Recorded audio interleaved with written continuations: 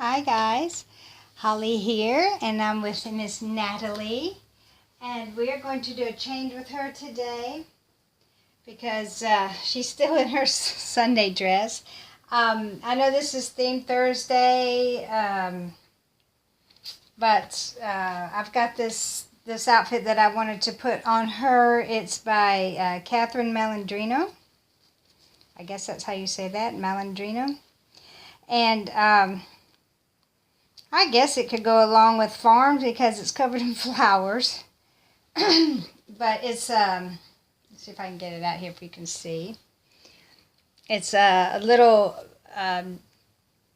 blue denim, little romper. It's got just gathered legs here at the bottom, like a little, I guess like a sunsuit, but it's a short little romper and has two bows on either side of the straps where they go up over her shoulders, and the denim straps have like, what do you call that, like tatting, or it's some kind of, I wouldn't say lace because it's like a doily type thing, so like more like tatting or something.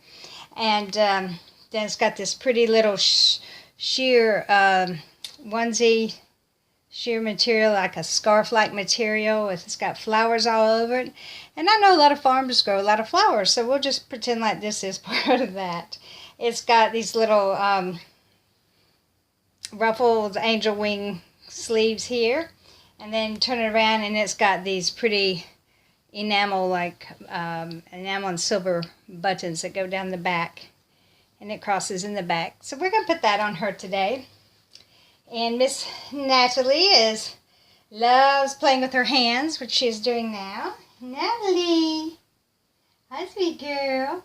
I got two sleeping babies. Hi, sugar booger.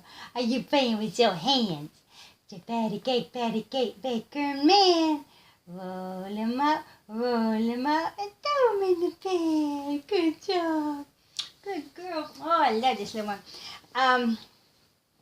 But I have Madison is sleeping, and Kai is sleeping, and Sophie's talking on the phone. I think she's talking to Jenny and Joseph.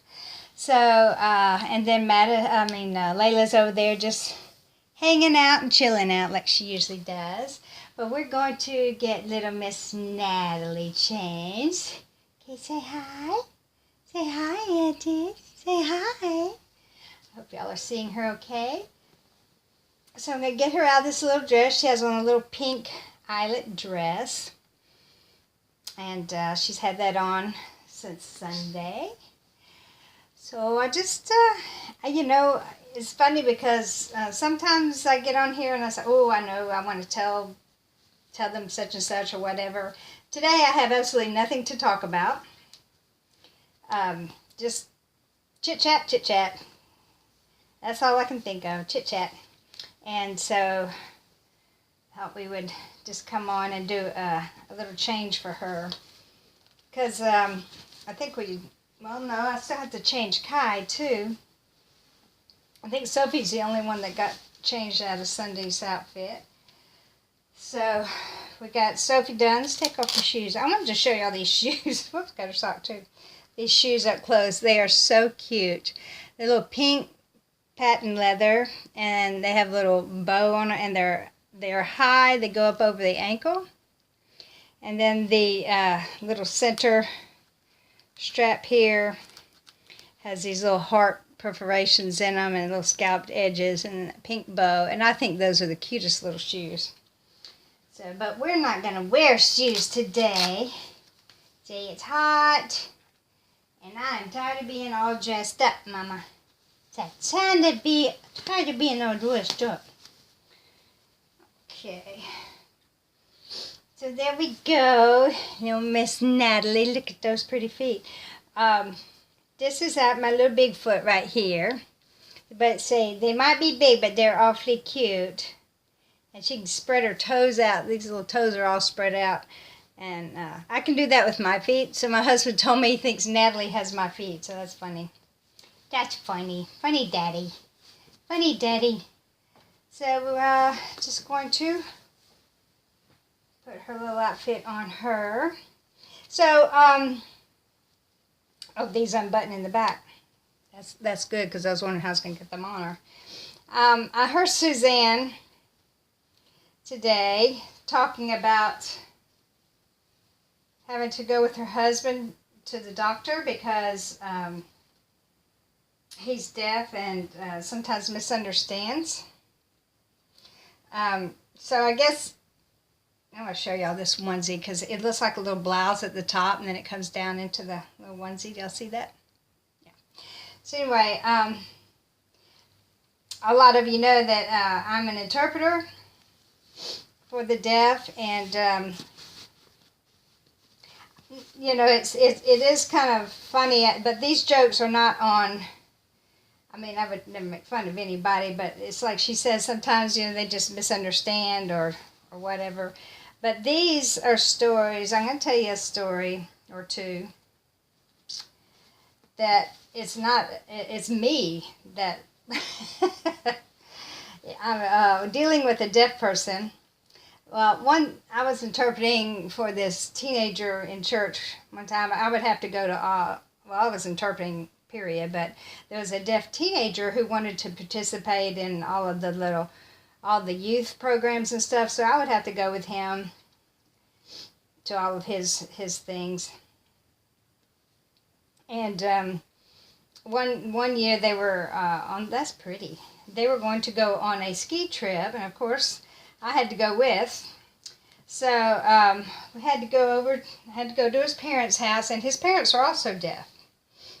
So I had to go to his parents' house to get them to fill out all the permission slips and the release forms and all that kind of good stuff that you have to do before you take children on a trip. I say children, he was a teenager, he was like 16.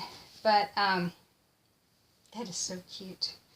So I went over to their apartment, and they didn't have a lot of the fancy equipment that, you know, that a lot of deaf couples have, where if you ring the doorbell, a light flashes or the alarm goes off and the bed will shake or something like that. But they didn't have that. So we go over there and they keep the doors locked. And of course you just can't knock on the door. Come here, sweet baby. Come here, sweet baby. You can't just knock on the door because they're not going to hear you. Here's all my stuff. So what we had to do was take an envelope and slide up under the door, to slide up and then shake it back and forth till they saw it and got their attention. So we were, I had gone over there to talk with them, and while we were filling out all the sheets and I was answering their questions and stuff. Okay, that is a little long, so I'm going to show y'all a trick that I used to do when my kids were little and the straps were too long. I'm going to do that with Miss Natalie here. Just do a little loop in the back. Crossing helps, but sometimes just doing one little loop will take up even more room. I used to do it with my kids. So anyway, I kept hearing this little beep, and it would just happen every so often, just beep. And so I'd be talking to them. Of course, we're signing and everything, and I'd hear this beep, and finally, and I kept looking. You know, when I'd hear it, I would look around, and at one point they noticed me doing that, and asked me what was going on. Here we go, baby. And I said, I hear something. And, of course, they're like, what? You know, and it's kind of hard to describe sound to a deaf person who's never heard before. So that was a trick in and of itself. There we go, Miss Natalie, look at you. Look at you. I might get a brush for her, back of her head. So, I was trying to describe this noise, and so then we all started looking for it. Now, these are 3 deaf people and a hearing person walking around an apartment, and they're listening, and every time I would hear it, I would go like this. So they were watching me, and I'd hear it, and I'd go like that, And so we were all trying to find this noise. And I finally figured out, move this, so you can see Miss Natalie here. I finally figured out that it was the smoke alarm batteries were going dead. And I was like, I know what it is. I said, your smoke alarm batteries are weak, and they're beeping. And I said, that's funny. I said, you need to change them. And they're like, why? And I stopped and I thought about it. I'm like, indeed, why? Because if the smoke alarm goes off, they're not going to hear it anyway. So that was, and then they just started laughing at me because I was like, I hit myself in the head like, I'm so dumb. But that was so funny because I said, you need to change the batteries in your smoke alarm. They're like, why? Oh, gosh. I felt kind of sheepish there. So there's Miss Natalie in her little romper and pretty little blouse. It's a pretty girl. I'm going to take you down from here. Hold on one second. There she is. So yeah, that was me just being dumb, thinking, trying to get deaf people to change the batteries in their smoke alarm. Duh. So there's Miss Natalie. And over there is Madison taking a snooze. Layla chilling out. Now, hang on a second. I'm going to cover you so I don't make you sick. There's Sophie. She's talking on the phone. Look at those little feet. She's got her feet all crossed, sitting there like a big girl. And she is talking to Jenny, I think. Or she could be talking to Joseph. I don't know. But she's got something going on there. She got something going on there. She's laughing. She's got Madison's bunny. And the reason she's talking on the phone is, swing all around here, Kai's asleep. And I don't know what it is, guys, but I will put him down in the middle of the bed, and he scooches way up in the corner and presses his head up against the side of the crib. Every single time. I mean, I put him down there, his head is on, like where that little bear is, and he will scooch up until his head is pressing up against the side. But anyway, that's the only reason Sophie gets to talk on the phone, because Kai's sleeping. Otherwise, he pitches a fit because he wants the phone. So anyway, guys, that is... Come back around.